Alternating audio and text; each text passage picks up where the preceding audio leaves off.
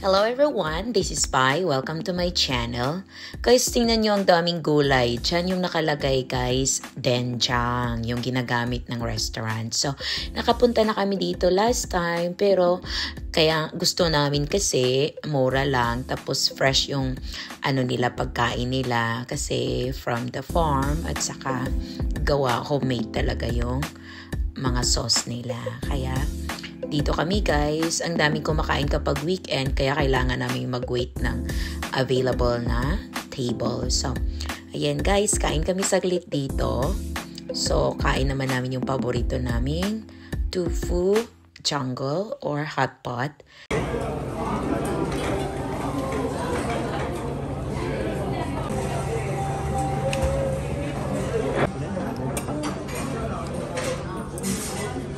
So, ayan guys, after namin kumain, so daan muna kami dito saglit.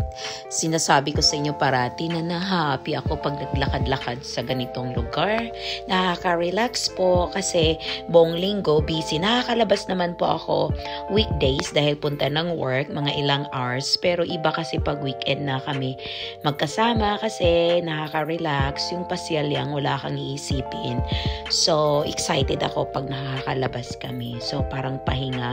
Dahil yun nga, aside sa work, pagod din ako nag-aalaga sa biyenan ko. Kaya, ito yung relaxation namin. So, kahit saan na lang, paikot-ikot sa malapit lang kasi dahil sa biyenan ko, hindi kami makapasyal sa malayo. Wow, sarap nagsimoy ng hangin.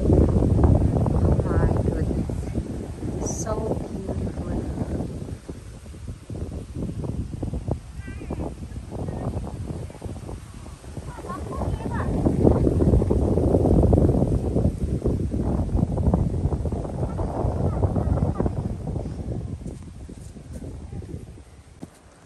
Madalas yung mga pumupunta dito guys, yung mga bata sa daycare, kindergarten, kasi pasyalan nila ito sa school kasama mga teachers. Kaya nabanggit ng bunso ko na ilang beses daw siya nakapunta dito kasama yung teachers nila dati. So anyway, ang ganda lang dito kasi tahimik, yung simoy ng hangin, yung ingay ng mga dahon yung lang maririnig mo or mga ibon.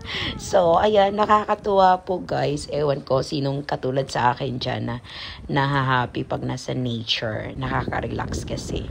So, ayan. Ikot lang kami saglit. Tapos, saka kami umuwi. So, tingnan nyo na lang guys yung mga puno. Alright. Actually guys, maraming mga ganitong pasyalan ng mga Korean. So tinatawag nilang healing, 'di ba? Yung nakaka-relax kasi. Kaya may mga walkway sila.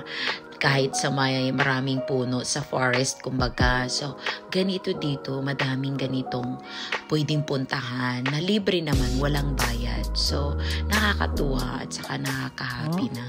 Ayan, feeling bata lang. Yung anak ko, gininaw na, kaya kinuha niya na yung cardigan ko. Sabi niya, giniginaw siya dahil sa hangin. Malakas kasi yung hangin. Springtime pa. So, ayan, saglit lang kami dito. Wala, to. Yes.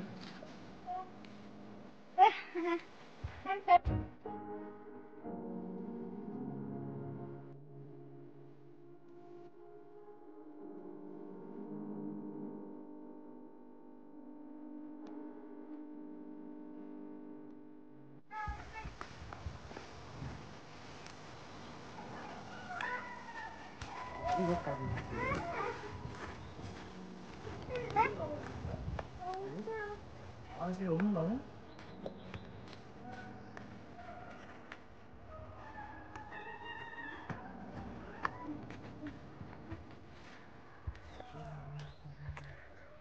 So, pauwi na kami guys. Tingnan nyo guys. Wow! Nakaka-happy diba po? So, thank you so much for watching. Uwi na muna kami. Bye!